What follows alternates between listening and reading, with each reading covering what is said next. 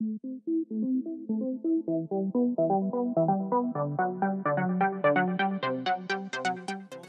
qu'on a essayé de faire, c'était non pas de vous présenter 10 visions différentes, mais plutôt 5 discussions autour de 5 thèmes particuliers sur de nouvelles générations, qui sont les millennials et les centennials dans une moindre mesure, ce qui nous évitera, je pense, Pascal, l'arrivée des blouses blanches en ce qui nous concerne.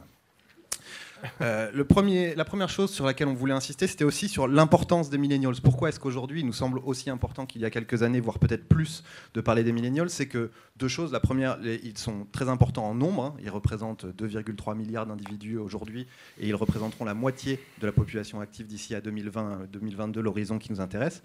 Et le deuxième point, c'est qu'ils sont à l'âge où ils laissent la trace dans l'histoire. Au même titre que la génération silencieuse a pu avoir les droits civiques à l'époque, quand ils avaient 20 à 35 ans. Les boomers ont été des hippies à cette même époque. La génération X nous a laissé les yuppies. Est-ce qu'on va avoir les millennials qui nous laissent les hipsters? C'est toute la question qu'on a aujourd'hui. Mais en tout cas, ils sont hyper importants pour cette raison.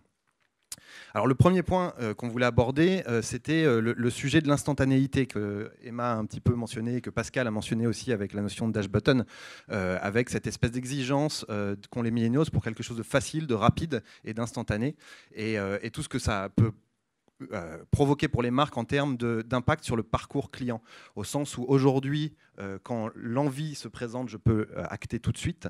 De facto, le top of mind devient un choix et par conséquent, toute la partie considération du parcours client risque de disparaître, en tout cas pour les catégories à plus faible engagement émotionnel comme le FMCG. Oui, mais Alexandre, le problème, c'est que l'hyper-accessibilité, c'est pas bon pour le désir. C'est pas bon pour la consommation. Et si finalement on peut aller sur Internet et avoir le choix en 3 clics entre 153 paires de sneakers, à la fin on se dit à quoi bon. Et donc en 2022, il faudra retravailler sur tout ce qui rend à nouveau désirable. Et ce qui rend à nouveau désirable, ce sera aussi peut-être l'attente, l'envie, des choses que les autres n'ont pas. Et en fait, il y a déjà 64% des millennials qui déclarent avoir abandonné une de leurs marques qui avant était leur choix, parce qu'elle n'est plus unique, elle est trop facilement là. Et on a 54% des millennials qui pensent que les marques devraient limiter leur distribution. Bien sûr, les marques ne vont pas s'auto-limiter, mais ça veut dire qu'en 2022, nous aurons des discussions de marketing sur où est-ce qu'on remet la difficulté, l'envie, le désir, l'attente dans notre marketing mix. Qu'est-ce qui est plus difficile à avoir? Qu'est-ce qui va disparaître? Qu'est-ce qui crée quelque chose de l'ordre du désir et pas de cette hyper-accessibilité?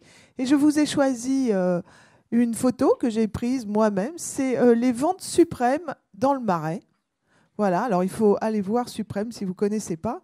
C'est quand même des gens qui sont arrivés à faire lever des ados à 7h du mat', les mettre devant leur truc Internet avec des robots, de manière à être parmi ceux qui ont le produit qui est en train de sortir, qui ne sera plus là à 9h et qui permettra d'ailleurs de faire un petit trafic si on en a acheté 3 au lieu d'un.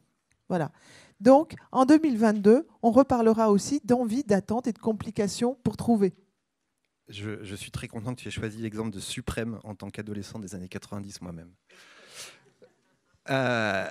Le deuxième point qu'on voulait évoquer avec vous, c'était la notion d'individualité et de personnalisation. Emma en a un petit peu parlé également.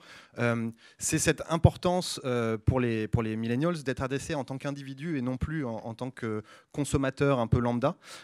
Déjà, pratiquement la moitié d'entre eux sont prêts à partager des données pour pouvoir avoir une expérience qui leur est propre et personnalisée. Donc c'est déjà une avancée importante. Et l'autre point qui est hyper important sur cette notion d'individu et d'identité, c'est le fait que c'est la première vraie génération à se poser la question du genre, de l'identité sexuelle. Et la moitié d'entre eux considèrent que l'identité sexuelle n'est pas 1 ou 0 ou binaire au sens homme-femme, mais bien un spectre continu et qu'on peut sortir des rôles préétablis, prédéterminés. Et ça a un grand impact pour les marques parce qu'il n'est pas uniquement question de personnaliser à la marge un certain nombre de produits comme on peut le faire encore aujourd'hui, mais bien de pouvoir créer des produits ou des services sur mesure ou de laisser le droit aux consommateurs de choisir quelle partie de l'offre ils veulent acheter, non plus d'acheter un package complet, comme ça peut être le cas aujourd'hui pour beaucoup de marques. Oui, mais Alexandre, c'est plus compliqué parce que être entièrement personnalisé, certes, mais il faut être reconnu comme personnalisé. Donc, il ne faut pas être tout seul à le savoir. En effet, c'est quand même une génération qui est née avec, à l'intérieur de son identité, une très forte logique sociale. Sociale comme les réseaux sociaux. Et donc une très forte logique où l'identité fait partie aussi d'une identité reconnue. Et là, ça veut dire que en 2022, les marques n'auront pas le choix. Elles seront dans un monde où elles sauront, tous les matins en se levant, qu'elles sont notées, recommandées, choisies ou déchoisies par un système social qui, en permanence, les évalue.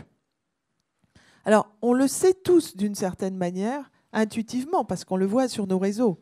Et par exemple, on sait que 75% des millennials considèrent que leur père inspire leur décision d'achat.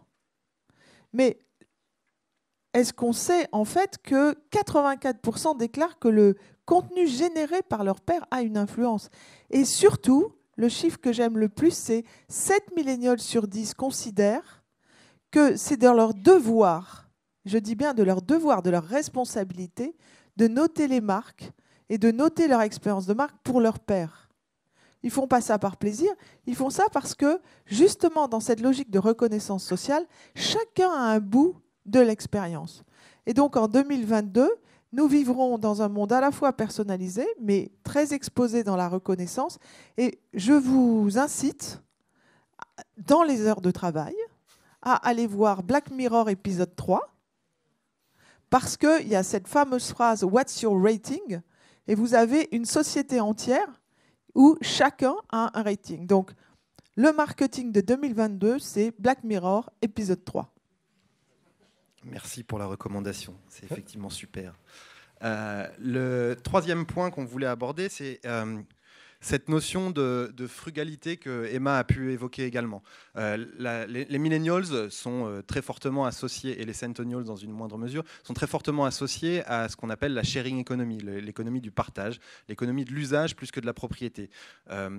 Pour ça, il y a une bonne raison, c'est qu'ils ont quand même moins les moyens d'accéder à la propriété que les générations antérieures. Et ça, c'est une raison essentielle dans cette approche de l'usage plus que de la possession. Mais ce qui est intéressant aussi, quand on regarde un petit peu ce qui se passe en termes de consommation de la part des millennials, c'est que par ailleurs, ils sont plus à même de dépenser dans certaines catégories plus expérientielles, par exemple. Ce qui ne veut pas dire qu'ils sont complètement près de leurs sous et à la recherche de qualité-prix uniquement, mais qui sont plutôt dans une équation et une perception de la valeur qui est assez nouvelle, qui intègre de nouvelles inconnues, pas uniquement un rapport qualité-prix, mais un rapport utilité-prix. Et dans cette utilité, on pourrait mettre la notion d'expérience, la notion d'impact, la notion de responsabilité et bien d'autres notions encore qu'on est en train d'identifier au fur et à mesure. Oui, mais Alexandre, là, je pense qu'on est dans ce qu'on appelle un effet d'âge et pas un effet de génération. Les effets de génération perdurent quand les gens vieillissent, les effets d'âge bougent quand les gens grandissent. En fait, aujourd'hui, les millennials sont malins. Ils ont trouvé d'excellentes façons de consommer, mais c'est parce qu'en fait, ils sont encore un peu pauvres. Ce que je pense, c'est que quand ils vont devenir plus riches, ils retrouveront l'attrait de la propriété. Par exemple, il y en a quand même déjà 93% qui déclarent vouloir un bien immobilier un jour. Donc je ne pense pas que la coloc sera ce qu'ils préféreront quand même à l'âge de 40 ans avec 2 enfants. Par contre, il y a une chose qui se passera, c'est que tout ce qu'ils auront accumulé comme compréhension des expériences rentrera dans leur manière d'acheter. Et par exemple, en 2022, je parie qu'on achètera un bien immobilier sur des critères qui auront sûrement bougé par rapport à la manière dont on l'achète aujourd'hui. Alors bien sûr, il y aura toujours les mètres carrés de la loi Carrez, mais par exemple, on fera très attention à la connectivité. On regardera s'il y a des services en commun. Éventuellement, d'ailleurs, comme une des fonctions de la propriété à New York, on regardera ses voisins et on aura un droit de regard sur la prochaine personne qui achète. Et donc, je pense que la propriété reviendra, mais par contre, cette notion d'expérience et de nouvelles dimensions dans la propriété même des biens, je pense qu'on va le voir arriver très vite, et donc en 2022, on sera tous prêts. C'est juste. Le quatrième sujet que je voulais évoquer avec toi, c'était le sujet de la santé. Les millennials, on l'a vu à plusieurs reprises, sont une génération qui aurait tendance à favoriser la santé à la richesse, comme le disait ma grand-mère, mais de façon massive, et a une approche très particulière de la santé et du risque. Ils ont tendance à éviter ce qu'on pourrait considérer comme risqué, beaucoup plus que les autres générations. Et ils ont une approche tout à fait holistique de cette notion de santé, qui couvre à la fois le physique et le mental, et qui se pose la question de la prévention et de faire les choses de façon proactive, si on peut se permettre l'anglicisme, pour prévenir plutôt que guérir. Et donc ils sont plus dans une relation de bien-être plutôt que de santé. Qu'est-ce que ça t'inspire ? Alors ça, je sais par exemple que quand aujourd'hui on regarde politiquement les enjeux que les gens pensent les plus importants, il y a une grosse coupure entre les moins de 35 et les plus de 35, et en particulier les moins de 35 mettent la pollution des villes parmi les principaux enjeux. Mais donc cette histoire de santé, c'est vrai. La seule chose, c'est qu'il faut bien voir la pression individuelle et collective que ça fait peser sur cette génération. C'est en fait une génération qui, sur ce sujet, est assez stressée. Un millénial sur deux se sent souvent sous pression, et ça monte. Et il est sous pression parce qu'il voit bien que le monde est compliqué, et surtout parce qu'il arrive finalement à relier ses problèmes personnels aux problèmes collectifs, et ça crée une grande logique. Par exemple, sur l'alimentation, il sait que l'alimentation est important pour sa santé, mais il sait aussi que ses choix alimentaires sont importants pour la santé de la planète. Et par exemple, manger moins de viande, ça c'est une bonne résolution, parce que ça permet à la fois d'avoir une meilleure santé, surtout quand on n'est pas dans les travaux de force, mais ça permet aussi d'améliorer le sort de la planète. Donc il est à la recherche de solutions qui à la fois vont aller dans son bénéfice personnel en matière de santé, mais aussi dans le bénéfice collectif, parce que c'est une génération qui revient à une certaine manière de tricoter ensemble l'individuel et le collectif que n'ont pas eu les générations précédentes. Alors, ce n'est pas évident quand même, parce que, en particulier, ce n'est pas parce qu'on a des objets connectés qu'on passe à l'acte.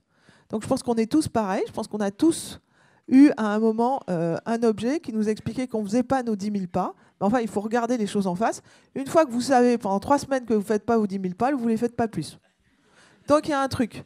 Finalement, la donnée ne permet pas de passer à l'acte. Et là, je rejoins Laura sur le fait qu'en marketing aussi, en 2022, nous ferons beaucoup plus de sciences comportementales, du behavior change, parce que, voilà, entre le moment où vous savez que vous devez faire vos 10 000 pas et le moment où vous le faites, il faut trouver des nudges, des systèmes de passage à l'acte.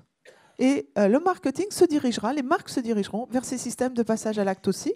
Et je voudrais vous proposer un autre exercice pendant vos heures de travail. Je sens que les patrons vont m'adorer aujourd'hui. C'est Stick. Allez voir Stick. Stick, c'est une application formidable pour tenir vos promesses. Et alors l'application, elle est simple. Elle a compris que pour tenir vos promesses, il faut avoir un incentive. Mais elle a aussi compris que l'incentive devait être négatif. Donc par exemple, imaginons que vous n'aimiez pas Marine Le Pen. Je prends un risque là. Hein. Imaginons que vous n'aimez pas Marine Le Pen et que vous deviez faire vos 10 000 pas. Sur Stick, vous faites la promesse que si vous n'arrivez pas à faire vos 10 000 pas, vous ferez un chèque de 1 000 € pour Marine Le Pen. Voilà. Eh ben, il paraît que c'est vachement plus efficace qu'un truc positif, donc Stick. On a le grand patron dans la salle, il ne faut pas lui donner des mauvaises idées quand même. Hein. Stick. C'est super que tu aies parlé de la notion d'impact, parce que c'est le dernier sujet sur lequel je voulais échanger avec toi. Vous essayez en 2 minutes, en 1 minute et demie? On va y arriver, je pense. Okay. C'est le dernier, on va y arriver. La génération des millennials est une génération qui a, comme tu le dis fort justement, à cœur de considérer son impact et qui a une grande clarté sur son propre impact dans ses actes de consommation. Et qui s'attend à ce que les entreprises et les marques qu'ils consomment aient la même approche. D'une façon très transparente par ailleurs. Ce qui veut dire que, pour moi, les marques vont avoir à évoluer à l'avenir dans leur approche de leur impact et de leur responsabilité, et à se débarrasser un petit peu de cette notion de RSE qui est une partie du rapport annuel, et plutôt à se poser la question de la raison d'être, du brand purpose comme cœur, comme centre, comme partie centrale de la stratégie de l'entreprise. Oui, tout à fait. Mais en fait, oui à la raison d'être, mais oui aux preuves d'action, et oui aux preuves d'action proches de soi. Donc en fait, on passe de dire à agir ou mourir pour les marques. Et quand je dis agir ou mourir, je vous fais juste remarquer un dernier chiffre, c'est que 75% des millennials pensent que les marques ont tellement peu de sens qu'elles sont amenées à disparaître. Alors, ouais, ça met un froid tout d'un coup, je sais pas. Non, je pense que ça veut... Ils le disent en général. C'est un peu comme les banques par rapport à mon banquier. Mais ça veut quand même dire qu'il faut savoir répondre à la question si jamais quelqu'un vous la pose. Donc ça veut dire qu'il faut avoir un sens, bien sûr, dans le bénéfice du service et du produit, mais aussi pouvoir s'inscrire assez proche de soi dans un sens collectif. Et là, il faut agir. Et donc vous voyez derrière un exemple, parce que tout est dans l'exemple et tout est dans les choix, de 2014, que j'ai choisi parce que je suis sûre qu'il a marché, je suis allée voir, même si ce n'est pas nous qui l'avons fait, c'est les fruits et légumes moches. Je pense que les fruits et légumes moches, c'est une très bonne action. On comprend ce que ça apporte aux consommateurs, un excellent rapport qualité-prix dans les fruits et légumes, mais on comprend aussi ce que ça apporte, encore une fois, au collectif, et finalement, on comprend le rôle du producteur-commerçant qui est Intermarché. Et en fait, il faut que chacun d'entre nous, dans notre marketing, de plus en plus ensemble, on trouve non seulement la vision, la raison d'être, mais les preuves concrètes, la réalité d'action qu'il y a derrière cette raison d'être. Et il faut savoir communiquer non seulement sur sa raison d'être, mais sur les preuves. Pourquoi ? C'est très simple. Parce que comme les millennials passent leur temps à commenter les marques, c'est beaucoup mieux pour nous tous s'ils commentent des actions positives. Ça crée finalement un flux positif autour de vous, plutôt que s'ils commentent votre raison d'être. Et je vous avoue qu'on a vu assez peu de débats dans les réseaux sociaux sur les commentaires des raisons d'être. Il faut être honnête. Ça ne les intéresse pas trop. Par contre, est-ce que ce que fait cette marque est bien ou pas ? Est-ce qu'on peut y participer ? Oui, c'est vrai. Et donc je finirai, parce que j'ai vu qu'il y avait un challenge qui avait été ouvert sur les citations. Donc pour bien montrer qu'il faut agir, je finirai par cette citation de Thomas Edison qui dit « Vision without execution is hallucination ». Merci Nathalie. Merci.